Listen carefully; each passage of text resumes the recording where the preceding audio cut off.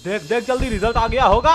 पापा साइट ही नहीं खुल रहा है। खुलेगा कैसे? पूरे दिन तो गेम खेलते रहता है, पूरा लैपटॉप खराब कर दिया। हेलो, और शुक्ला जी कितना आया बेटे का रिजल्ट?